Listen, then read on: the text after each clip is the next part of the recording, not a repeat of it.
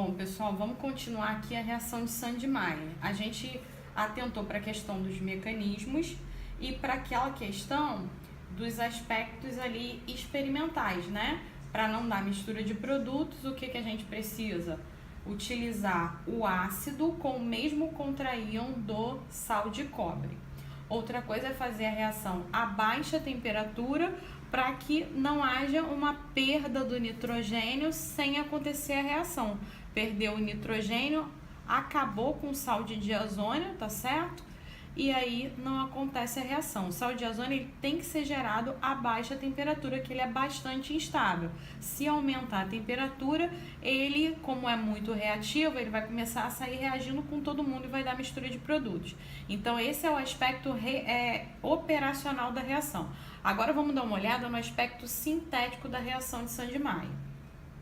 Uma vez de posse de um sal de diazônio, e lembrando aqui que esse sal de diazônio, né, ele veio de uma anilina. Por reação com nitrito de sódio aquoso em um meio ácido aquoso, nitráceo. Aí geramos aqui o sal de diazônio e esse sal de diazônio aqui gerado in situ, ele pode ser transformado em várias coisas. Então eu posso substituir esse grupo aqui por vários X, né? Aí eu vou ter aqui, ó, quando eu colocar cianeto de cobre, então eu vou transformar esse grupo de saída aqui, vai sair e eu vou ter então uma benzonitrila.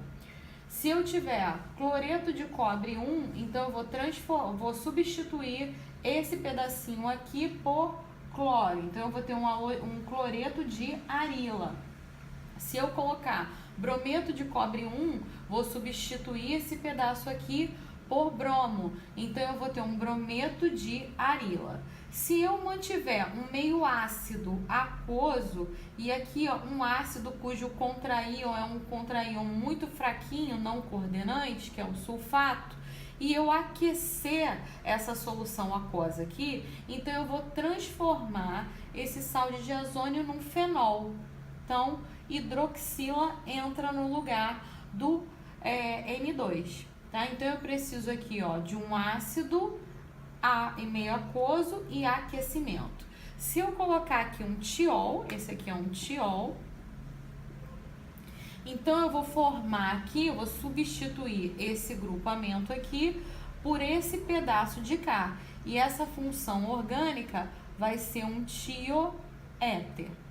Agora, se eu quiser reduzir o sal de diazônio, então eu vou colocar aqui H3PO4 e eu vou substituir por hidrogênio. Quando que isso aqui é importante? Vamos supor que eu acrescentei o grupo amino para dar algum direcionamento e entrar um segundo grupamento aqui. Uma vez que eu coloquei o grupo amino para que o grupo de cá, para que quando eu fizesse a reação entrasse numa posição que eu queria, eu já usei o grupo amino, venho de azoto, coloco H3PO4 e volta a ser hidrogênio. Então só coloquei amino e tirei para posicionar um grupo que eu quisesse colocar ali. Aqui eu tenho o sal de diazônio, aí o sal de diazônio, ele quando está nessa forma aqui, X igual a sulfato, cloreto, brometo, nitrato, ele fica totalmente solúvel em água. Então eu não consigo isolá-lo na reação. Por isso ele só é gerado in situ, fica totalmente solúvel. Eu adiciono qualquer um desses sais e dá aquele produto e eu faço o isolamento de um composto orgânico comum. Agora eu poderia pegar esse sal de diazônio e fornecer um ânion não coordenante e um ânion que acrescenta para esse sal uma característica de torná-lo insolúvel em água. Isso aqui pode ser BF4 ou pode ser também PF6. Então, tetrafluoroborato ou pentafluorfosfório. Aí, quando eu fizer isso, eu vou gerar aqui um sal de diazônio insolúvel. Então, eu vou ter um sólido insolúvel em água e eu vou filtrar secar e guardar o sal de ozônio num frasquinho. Então essa é uma maneira de guardar o sal de ozônio no frasquinho. Uma vez que eu tenho esse sal de ozônio sólido, eu posso realizar um aquecimento e transformar esse grupo aqui em flúor. Então essa reação aqui, que é conhecida como reação de Bal-Schiemann, é uma maneira de introduzir um flúor no anel. Uma outra forma aqui de introduzir, de modificar esse sal de ozônio é colocar iodo. Iodo é muito difícil de ser colocado num aromático por substituição eletrofílica, porque o I2 é um eletrófilo fraco. Como que eu posso fazer então? Se eu tiver uma anilina, posso diazotar, colocar iodeto de cobre e transformar aqui no iodeto correspondente. Bom, não costuma ser utilizado iodeto de cobre 1, porque esses sais de cobre são caros. E no caso do iodeto, de transformar esse grupo aqui em iodo, eu posso utilizar o iodeto de potássio, não é necessário fazer uma reação com cobre e esse processo então sai mais barato. Então, essa daí foi o nosso panorama geral sobre reação de Sandmeyer e transformação de sais de ozônio em diversos compostos orgânicos úteis. Bom, outra utilização dos sais de ozônio que é bastante importante é a formação de diazocompostos.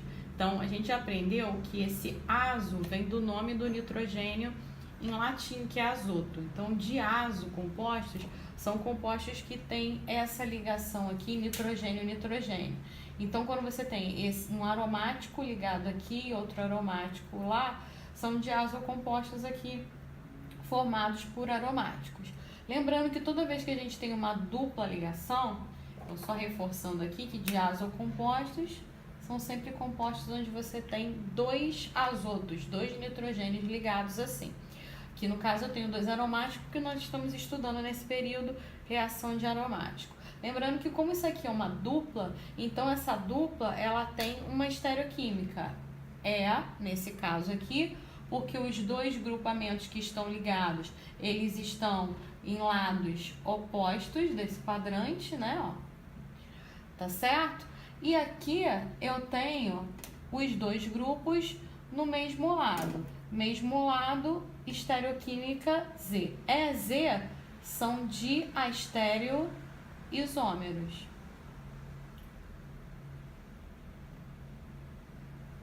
Então, existe uma diastereoisomeria aqui, perfeito? Lembrando também que E e Z vem do alemão, não vem do português, então tanto a abreviação quanto o nome completo são escritos em itálico. Então, esses ali são os diazocompostos. Como que esses diazocompostos são feitos? Através de sais de diazônio. Então, eu coloquei aqui, o sal de diazônio. O sal de diazônio, ele é pobre em elétrons, porque ele tem esse grupo aqui, que está retirando densidade eletrônica desse anel. Então, eu tenho um anel pobre e ele vai interagir aqui com um anel rico em elétrons. Esse anel, ele tem aqui um grupo doador de elétrons, GDE, grupo doador de elétrons por ressonância. Se nós fizermos aqui as estruturas de ressonância, nós vamos chegar à conclusão de que quando eu tenho um anel ligado a um grupo doador de elétrons por ressonância, a maior densidade eletrônica está nas posições orto e para. Então, na posição orto e para, esse anel aqui, substituído por um grupo doador de elétrons, ele é mais nucleofílico nessas posições orto e para. Então, quando ele fizer o ataque sobre qualquer grupo pobre que então funcione como um eletrófilo, ele fará um ataque seguindo a ligação, a formação de ligação nas posições orto e para. Então, eu estou colocando aqui que esse grupo direciona para as posições orto e para. Então, eu tenho aqui o ataque, tá vendo? Desse par de elétrons aqui nesse nitrogênio, que é o nitrogênio mais para fora, o terminal da molécula, o mais acessível. O ataque nesse nitrogênio aqui vai acontecer, obviamente, que isso daqui significa um movimento de um par de elétrons indo para o nitrogênio. Então, no final final da reação não vou poder ficar com o nitrogênio com 2, 4, 6, 8 e 10 elétrons, porque isso ultrapassa o octeto e o nitrogênio é um elemento do segundo período. Então, quando o nitrogênio recebe a doação de 2 elétrons, ele precisa desfazer de uma das suas ligações. Quando ele fizer isso daqui, esse par de elétrons passará a ser um par isolado desse nitrogênio de cá, que é este par aqui, ó. Esse daqui é o par que já existia. Esse pretinho aqui é o par que já existia. Então, houve esse ataque. Nesse ataque, formou-se a ligação covalente. Então, tá vendo essa seta azul aqui, essa parte azul? Essa ligação covalente foi feita pelo compartilhamento de elétrons desse carbono aqui, 4, ó, com esse nitrogênio. Esse aqui é o carbono 4 da posição para. Perfeito? Quando isso aconteceu aqui, formou-se uma ligação covalente entre o carbono 4 e o nitrogênio. Esse par de elétrons veio para cá, passou a ser um par isolado e agora eu passo a ter uma dupla NN, então um diazo composto. Isso pode acontecer na posição 4 aqui ou na posição 2, tá vendo? E aí, nesse caso, teria ligação do carbono 2 ou do carbono 6 ao nitrogênio. Então, eu posso formar tanto para quanto posso formar orto. Esses compostos que contêm, né, essa característica, um diazo, um grupo diazo, né, ligado a anéis, tem uma conjugação estendida. Você tem várias duplas ligações conjugadas. E compostos que têm várias duplas ligações conjugadas costumam apresentar cor, porque a conjugação diminui a